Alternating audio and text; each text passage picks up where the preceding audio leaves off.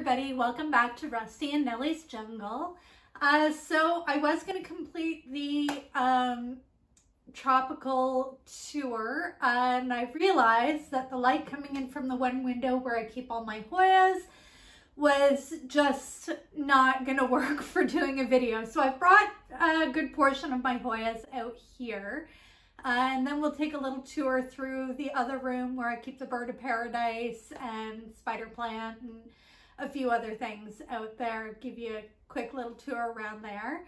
And then I thought within the next couple of days, we will do a full tour of the succulent room.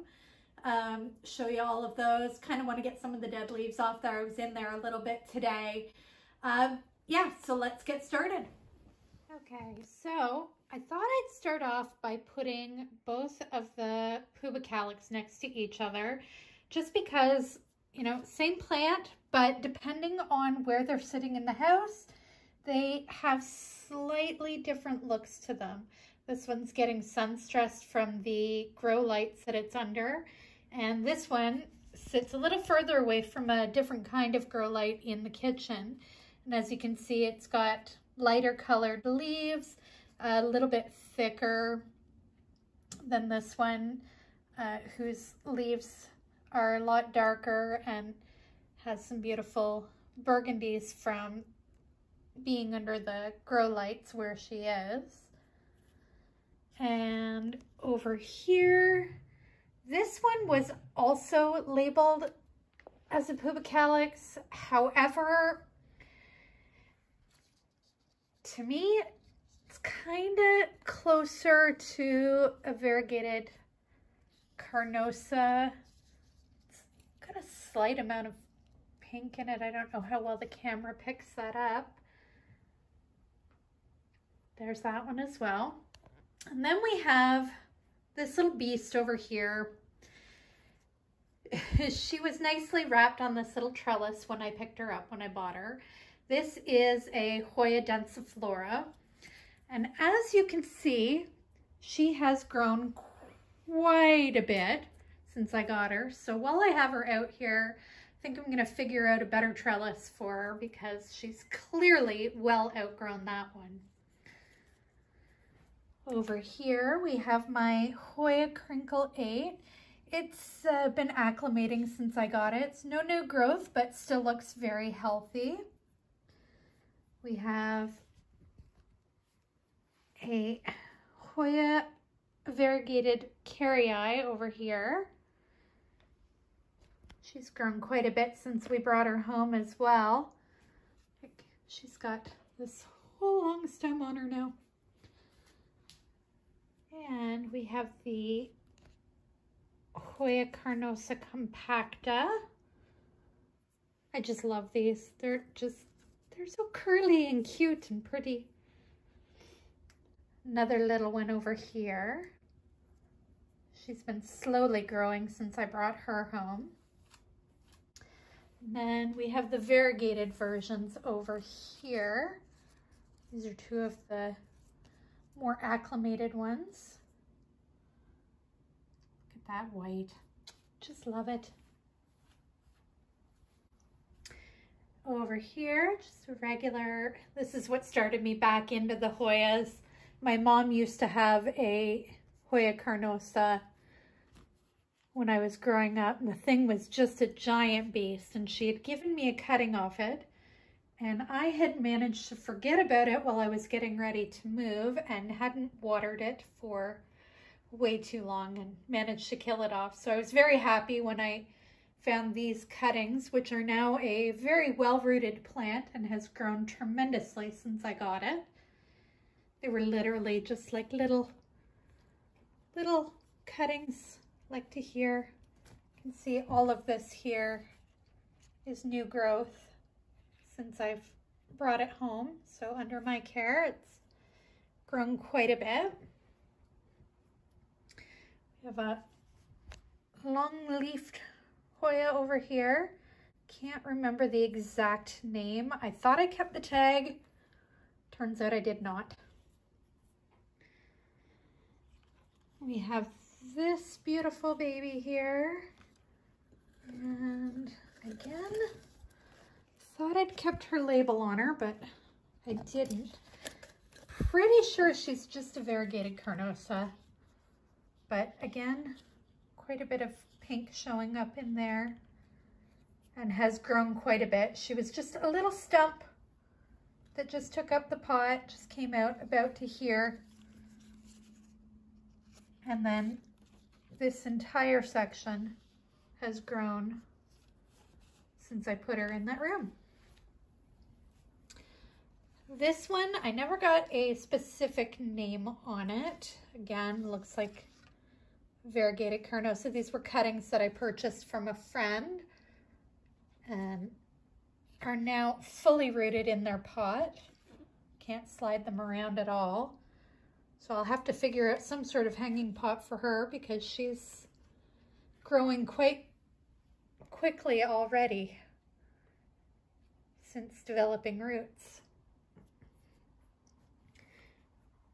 And over here, this, oh my goodness, she's a beast. I can't even wrap her. I can try to wrap all her vines up, but she jumps right back out. Again, just another carnosa here, I believe. Pretty sure that's what I was told at the store, but she's just got such a nice variation of color in her and getting new leaves again. She's just reaching out all over looking for new places to grow. And if I take you over here, we have my Hoya australis, which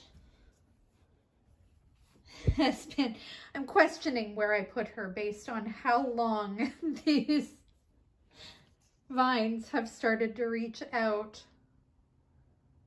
Oh, look, oh wait, let's see if I can keep this still. Pointed at that light is probably not the best way to do it. Can we focus? Nice new growth. She's got a new growth point over here as well. Definitely gonna have to clean her leaves, so I'll keep her down for a bit today. And then also hiding in that room that I didn't show on the tour is my Curly Sue orchid cactus. It's giving off these lovely little, what I thought were supposed to be flowers, but it appears to be fruit. And we'll go for a little stroll down. On the way down to the other room in the spare bathroom, I remembered that I still have our Dieffenbachia hiding out over here. Just enjoying the sunlight that comes in through that window. Still have to get her potted up. I'm pretty sure that's part of the reason that we left her over here. And then down in here, another mother basket of Tradescantia. And I have my variegated Americana agave here, hanging out inside for the winter. She'll go back outside again in the spring. And this is the non-variegated Americana. Got lots of new growth happening. I think we maybe have watered these. Maybe if I look at the camera while I'm holding it. I think we've maybe watered these once since we got them, so definitely great plants to have if you consistently forget to water things. Over here, ooh, I can't see because that window now. See, that's why I didn't do the other window. We have one of my cannas. This one is one that I keep potted all year long. She clearly had a little bit of struggle with the adjustment from going from outside to inside. I have to wash her leaves off today too. And then we have one of the Bird of Paradise, which again went through a slight adjustment period.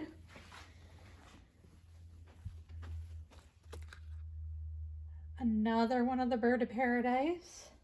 So these all get moved outside, decorate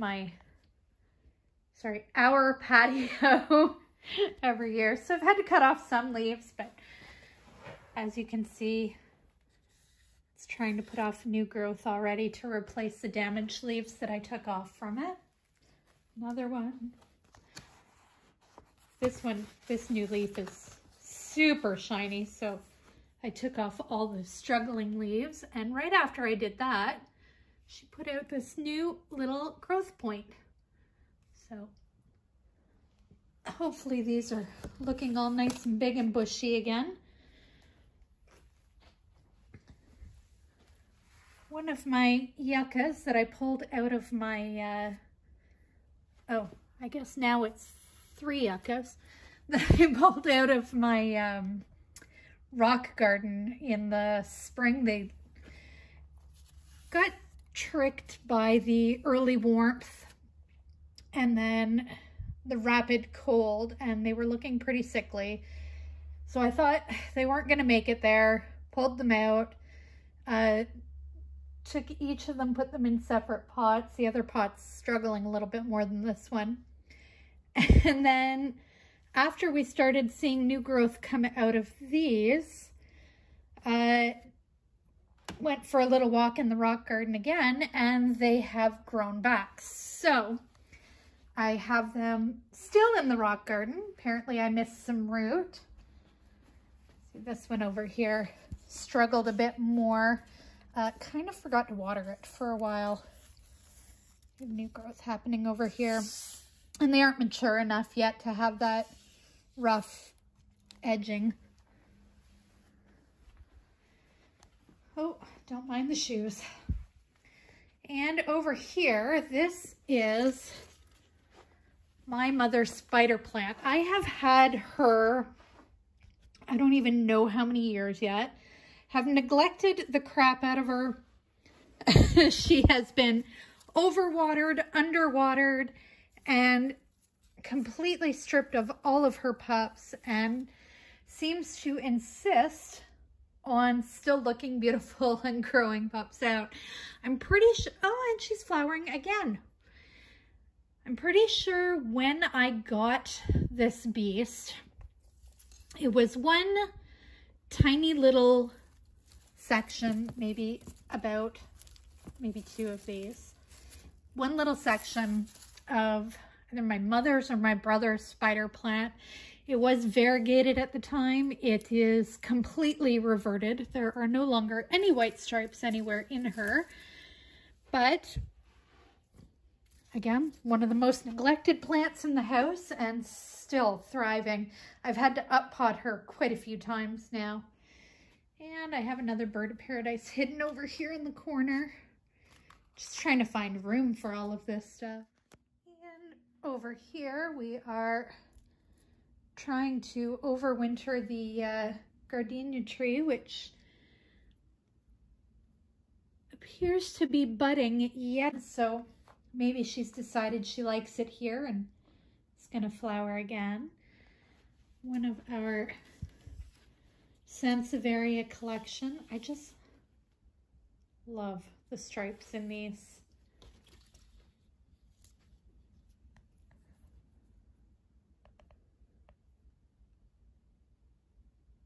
Just so pretty. So that's the Sayuri Sansevieria. And I've taken the goldfish plant out of the window because I've realized I'm way too short to get a nice shot of it. Beautiful, healthy baby, loving it up there in the corner, getting all the west light. And in the window, I don't know how good of a shot I can get here, but we have my enormous jade tree, which takes up most of the window all by itself. Several other jade pots. Little elephant bush down there. Another little jade tree. Some variegated Tradescantia. Some ivy that I rescued from one of my outdoor pots. Jelly beans down there. Really having to reach over the edge of this tree. So that window's completely taken up with all of these big plants. Over here on the shelf, all of my Mother Tradescantia hangs out here during the winter. One of my arrangements that I made just out of some of the succulents that I had out in one of my outdoor planters.